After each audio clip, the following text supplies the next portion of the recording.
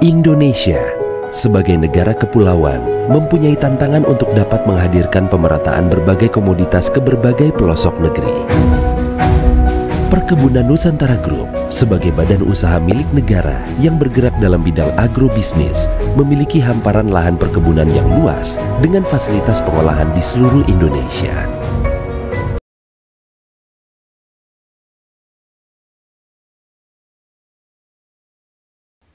Assalamualaikum warahmatullahi wabarakatuh.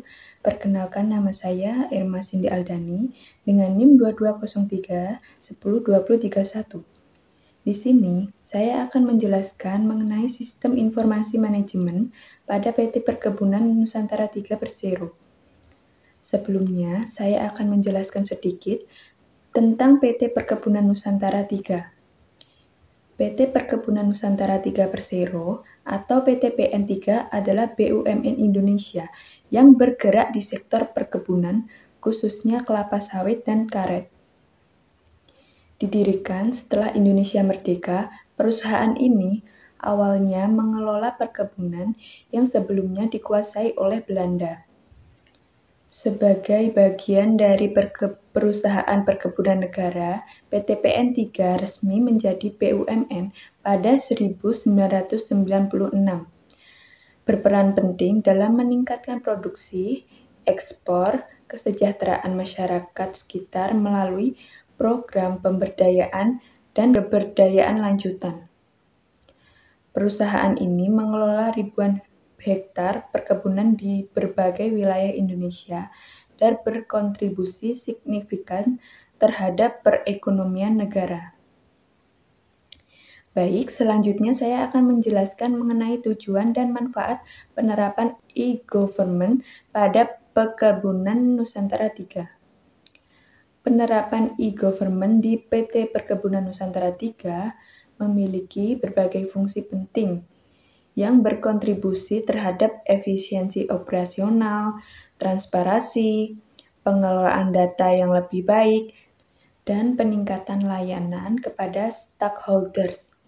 Selain itu, penerapan e-government juga mempercepat proses bisnis, mengurangi biaya operasional, dan meningkatkan akuntabilitas serta kepatuhan terhadap regulasi yang berlaku.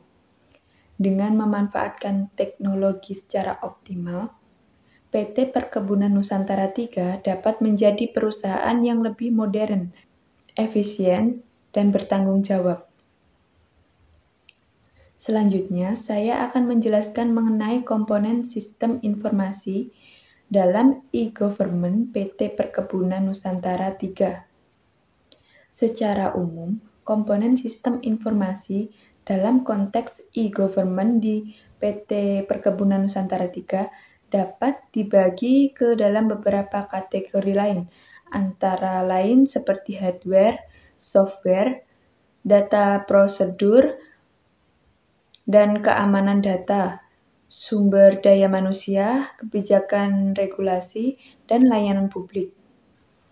Selanjutnya, saya akan menjelaskan bagaimana e-government membantu pengambilan keputusan. E-government pada PT Perkebunan Nusantara 3 atau PT PN3 membantu pemangku kepentingan dengan menyediakan data yang akurat dan terkini melalui aplikasi seperti e-farming. Aplikasi ini memungkinkan pemantauan lahan secara real-time, meningkatkan transparansi dan akuntabilitas dalam pengelolaan data produksi. Dengan sentralisasi data, pemangku kepentingan dapat melakukan analisis yang lebih baik untuk pengambilan keputusan, serta meminimalkan risiko overlapping data antar petani. Hal ini mendukung perencanaan strategis dan optimalisasi sumber daya, meningkatkan produktivitas dan pendapatan petani. Selanjutnya, saya akan menjelaskan bagaimana e-government meningkatkan partisipasi publik, misalnya melalui platform pengaduan atau portal informasi publik. E-government di PT Perkebunan Nusantara 3 meningkatkan partisipasi publik melalui beberapa platform yang mendukung transparansi dan akuntabilitas. Contohnya, di platform pengaduan, PTPN 3 telah meluncurkan Whistleblower System. Sistem ini terintegrasi untuk melaporkan pelanggaran yang dilakukan oleh pegawai atau mitra usaha. Untuk portal informasi, ada website resmi PTPN 3. Situs web resmi menyediakan informasi lengkap tentang kebijakan, produk layanan, dan program-program yang sedang berlangsung. Yang terakhir, saya akan menjelaskan kesimpulan tentang penerapan e-government pada PT Perkebunan Nusantara 3. E-government di PT Perkebunan Nusantara 3 telah mencapai tujuan utama seperti transparansi dan efisiensi melalui penerapan sistem e-procurement yang meningkatkan efisiensi pengadaan hingga 15% dan mengintegrasikan proses pengadaan di seluruh anak perusahaan.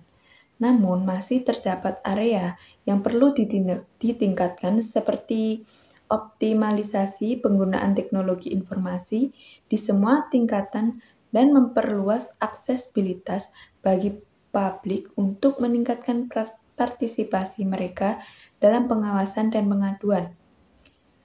Meskipun ada kemajuan, keberadaan infrastruktur e-government masih perlu diperkuat untuk memastikan semua layanan publik berjalan secara efektif dan efisien. Sekian penjelasan dari saya. Jika ada kurang lebihnya mohon maaf. Wassalamualaikum warahmatullahi wabarakatuh.